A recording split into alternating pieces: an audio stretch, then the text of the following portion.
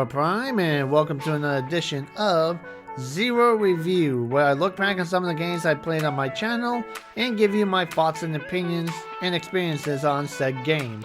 In today's episode, we'll be talking about Capcom's Asura's Wrath. Now, this wasn't actually an interesting game to play, and I did enjoy playing this. That the game is in episodic form. That basically it plays along with the mythology of Asura and the Hindu mythologies, which was an interesting thing since I never really looked much into the Hindu mythologies. Of course, I have heard the name Asura before and such like that, but like I said, it is done in an episodic form and basically has an interesting mechanic of which, you do enough damage to fill up the bar to do like a burst attack, and that usually progresses the story along.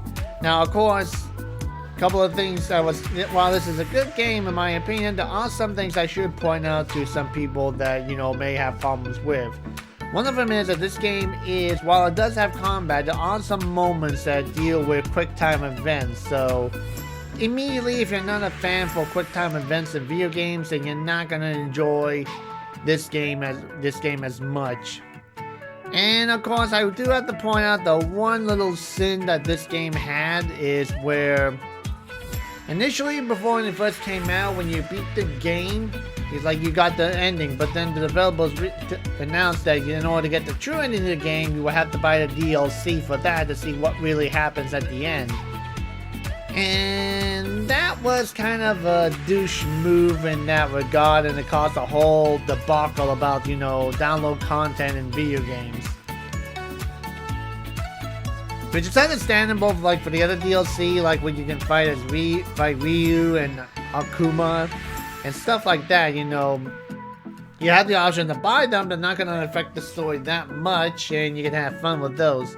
But to make a DLC pack that you basically have to make people pay in order to see the true ending of the game, it's just kind of a bit of a downright dirty, basically. I would say that it's kind of like what's a good example of that?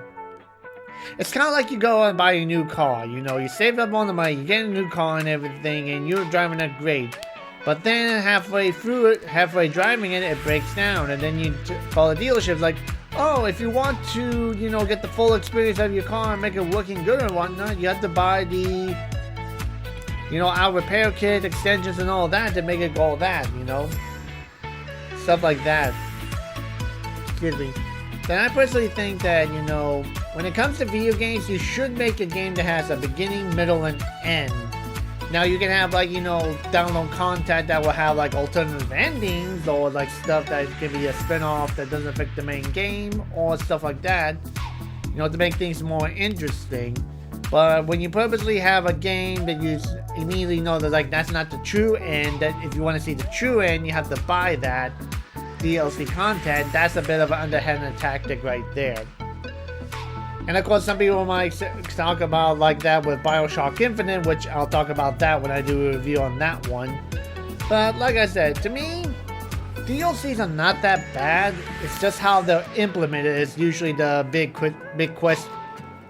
question and big concern right there. So, but other than that, though, Asura's Wrath is a pretty good game. It's just a shame we haven't seen anything new from that. Oh heck, I'm even surprised that Asura himself is not like a guest character in any of the Street Fighter games that, that are out right now, since in fact with the DLC playing when you fight against Ryu and Akuma, I can definitely see him as a fighting character in that. But who knows how that's gonna end up. But anyway, Asura's Wrath is a pretty good game. I definitely enjoy it. It's just that, the whole DLC debacle is kind of that makes it not a perfect game and everything, in my opinion. But in any case, that's all the time I have for this review session. So as usual, thank you for watching, everybody, and hopefully you've been enjoying this as much as I have. And as always, leave a comment below, subscribe for more video update, share this on your Facebook, Twitter, Tumblr, and all other social medias. And don't forget to hit the like button to help out the channel, and to turn on the notifications to stay up to date on my channel. And if you guys want to help me out in some shape or form, I do have a Patreon account down in the description box below. And as usual, thank you for watching, everybody, and have a pleasant day. Bye bye.